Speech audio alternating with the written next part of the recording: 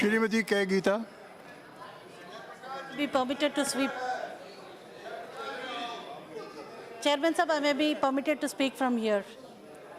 I may be permitted to speak from here. Thank you, Speaker Sir, for giving me this opportunity to speak on the most awaited historic bill, GST. The proposed goods and services is supposed to replace all the indirect taxes levied on goods and services by the government. I sincerely would like to congratulate the Union Government and the Finance Ministry for introducing this bill in this session itself so that it will be implemented at the earliest from July. The GST will consolidate all the state economies also, sir. It is going to be one of the biggest tax reforms to take place in India after independence. The basic idea is to create single, cooperative and undivided Indian market to make economy stronger and powerful. The GST will make significant breakthrough, paving way for all inclusive indirect tax reform in the country, sir. Introduction of GST in India is very much essential as it is the emerging environment for economy, sir. And in this GST system, when all the taxes are integrated, it would make possible the taxation burden to be split equitably between the manufacturers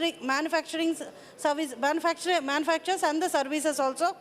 GST will be levied only at the final destination of the consumption-based on VAT principles, sir, and not at various points. This will help in removing economic distortions and bring about development of the common national market, sir. And it will also help to build a transparent and a corruption-free tax administration. Presently, a tax is levied when the finished product moves out of the factory. And again, it is also levied at the retail outlets, sir, but such duplication of taxes will be curtailed. By implementing GST, India is said to be gaining around 15 billion USD, sir, and in a year, which will also be profitable for the country, which will also be good for the country, and this can be spent on many welfare activities for the development of the country, and it will also provide for more exports, create more employment opportunities, and boost the growth. It will divide the burden of the tax between the manufacturers and the services, sir. And as regard to the benefit to common man in GST, taxes for both in state and center will be collected at one point of sale. Individuals will be benefited by this as prices are likely to come down, and lower prices means more consumption means more production, sir. And for every surgery, there is a pain, sir. For every reform, there is a bottleneck that needs to be attended.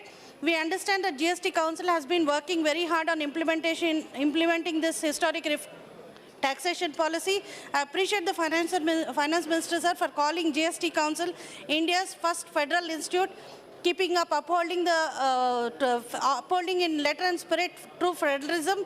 And as this tax is basically consumer-oriented tax, sir, and consumer states are benefited. Manufacturing states had many doubts about this, but I thank the Union Government for also coming up, Finance Minister for also coming up with a compensation to the manufacturing states, sir. I would like to present before the Finance Minister only 3 things of concern, sir. Whether the present government machinery is efficient enough to handle this sort of tax reformation and the enormous change that GST will bring in. And the second thing is, have we taken enough care to educate the people of the country on these reforms and whether the taxpayers are ready for this change? And the third will be, will the ultimate effect, what will be the ultimate effect of the manufacturers as well as small and medium entrepreneurs? Will the present structure be helpful to them? These are the 3 things, sir. And regarding the industry, sir, they are mainly concerned because of the slab, sir. This 28% slab is again, that is a major concern of the industry. So whatever may be the structure of tax, sir, they should be intimated well in advance. The industry must be intimated well in advance so that they will come up with their own GST impact analysis on their own business. So this time should be given for the industry to come up with their own schemes and programs, sir. Not only that, basically the education and the health should be put under zero slab because they are more connected with the common person, sir. And I will be thankful to the Honorable Finance Minister for all the concerns in the implementation of the reform. It will be taken up and they will be addressed by the GST Council. Not only this, sir, basically when it comes to my state, it is a newly formed state today. Telangana is not newly formed, sir. Andhra Pradesh is newly formed and we are now suffering with huge deficit. So these concerns also I wish will be addressed by the Union Government and the GST Council, and 10 years compensation will also be provided. And with regard to four-tier structure also, sir, rates should not come as a surprise. So people should be given enough opportunity to represent before the council when they want some discussion in the tax.